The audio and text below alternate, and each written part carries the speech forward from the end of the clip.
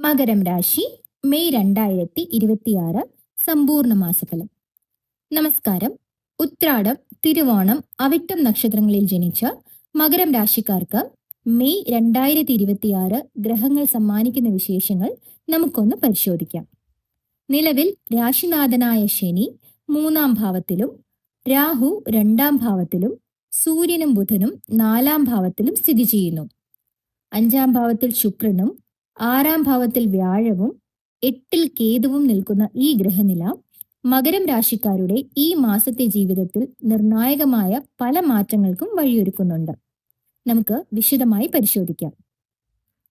ആരോഗ്യകാര്യങ്ങൾ പരിശോധിക്കുമ്പോൾ വ്യാഴം 6-ാം ഭാവത്തിൽ നിൽക്കുന്നതിനാൽ ഈ മാസം ഭക്ഷണകാര്യങ്ങളിൽ കർശനമായ നിയന്ത്രണം അത്യാവശ്യമാണ്.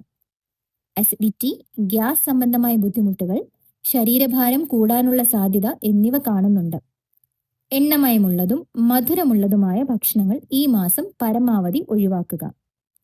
മെയ് 11 മുൻപുള്ള ദിവസങ്ങളിൽ ചൊവ്വയുടെയും ശനിയുടെയും സ്വാധീനം മൂലം ചെറിയ ശാരീരിക അസ്വസ്ഥതകളോ കാലുകളിൽ വേദനയോ അനുഭവപ്പെട്ടേക്കാം. എങ്കിലും വലിയ ആരോഗ്യ പ്രശ്നങ്ങളൊന്നും തന്നെ ഈ മാസം കാണുന്നില്ല.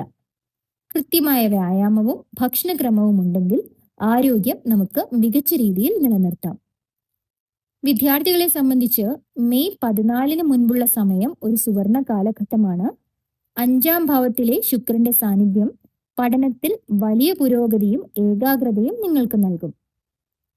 പുതിയ അഡ്മിഷനുകൾക്കോ പരീക്ഷകൾക്കോ തയ്യാറെടുക്കുന്നവർക്ക് ഈ സമയം ഏറ്റവും അനുയോജ്യമാണ്. എന്നാൽ 14-ന് ശേഷം ശുക്രൻ 6-ാം ഭാവത്തിലേക്ക് മാറുമ്പോൾ പഠനത്തിൽ ചെറിയ മന്ദതയോ അനാവശ്യമായ ചിന്തകളോ ഉണ്ടാകാൻ സാധ്യതയുണ്ട്. അതിനാൽ പ്രധാനപ്പെട്ട കാര്യങ്ങളെല്ലാം മാസത്തിന്റെ ആദ്യ പകുതിയിൽ തന്നെ പൂർത്തിയാക്കാൻ ശ്രദ്ധിക്കുക.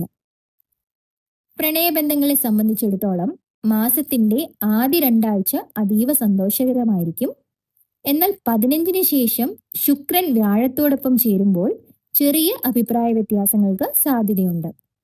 ദാമ്പത്യ ജീവിതത്തിൽ മകരം രാശിക്കാർക്ക് സ്വാഭാവികമായും ചില വെല്ലുവിളികൾ വരാറുണ്ട്. ചൊവ്വയും ശനിയും ഒന്നിച്ചു നിൽക്കുന്ന ഈ മാസം മുൻകോപം നിയന്ത്രിക്കേണ്ടത് വളരെ അത്യാവശ്യമാണ്.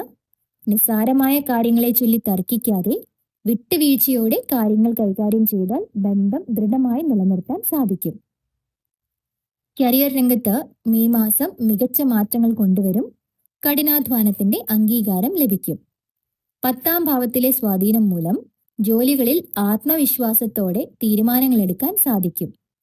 ശനിയുടെ സ്വാധീനം മൂലം ജോലികളിൽ ചെറിയ മന്ദത അനുഭവപ്പെടാമെങ്കിലും കൃത്യനിഷ്ഠ പാലിക്കാൻ ശ്രമിക്കുക. ബിസിനസ്സുകാർക്ക് ഈ മാസം അവിശ്വസനീയമായ നേട്ടങ്ങളുടെ കാലമാണ്. 15-ന് ശേഷം ബിസിനസ് വിപുലീകരിക്കാനും പുതിയ നിക്ഷേപങ്ങൾ നടത്താനും ഏറ്റവും ഉചിതമായ സമയമാണ്. എന്നാൽ അനാവശ്യ ചെലവുകൾ നിയന്ത്രിക്കാനും സാമ്പത്തിക ആസൂത്രണം നടത്താനും മറക്കരുത്. ഗ്രഹദോഷങ്ങൾ ലഘൂകരിക്കാനും ഈ മാസത്തെ ഭാഗ്യദായകമാക്കാനും ചില ലളിതമായ പരിഹാരങ്ങൾ നിങ്ങൾക്കുണ്ട്. രാശിനാഥനായ ശനിദേവനെ പ്രീതിപ്പെടുത്താനായി ശനിയാഴ്ച തോറും ശനീശ്വര സ്തോത്രം 108 തവണ ജപിക്കുക. ഇത് ജോലിയിലെ തടസ്സങ്ങൾ നീക്കാൻ സഹായിക്കും. കൂടാതെ ബുധനെയും വ്യാഴത്തെയും ബലപ്പെടുത്താൻ ദിവസവും ഭക്തിയോടെ വിഷ്ണു സഹസ്രനാമം കേൾക്കുകയോ പാരായണം ചെയ്യുകയോ ചെയ്യുന്നത് ഉത്തമമാണ്. ഇത് മനസ്സിന് ശാന്തതയും ശരിയായ തീരുമാനങ്ങൾ എടുക്കാനുള്ള ബുദ്ധിശക്തിയും നൽകും. ചുരുക്കത്തിൽ ചെറിയ വെല്ലുവിളികൾ ഉണ്ടെങ്കിലും കൃത്യമായ ആസൂത്രണവും കഠിനാധ്വാനവും ഉണ്ടെങ്കിൽ മെയ് മാസം മകരം രാശിക്കാർക്ക് മികച്ച നേട്ടങ്ങൾ നൽകുന്ന മാസമായിരിക്കും. ഈ വിവരങ്ങൾ നിങ്ങൾക്ക് പ്രയോജനപ്പെട്ടു എന്ന് കരുതുന്നു. ഒരു കാര്യം എപ്പോഴും ഓർക്കുക, ഗ്രഹങ്ങൾ നമ്മുടെ ജീവിതത്തിന്റെ വഴികാട്ടുകളാണ്. എന്നാൽ ആ വഴിയിലൂടെ നടക്കേണ്ടത് നിങ്ങളാണ്. നിങ്ങളുടെ കർമ്മമാണ് നിങ്ങളുടെ വിധി നിർണ്ണയിക്കുന്നത്.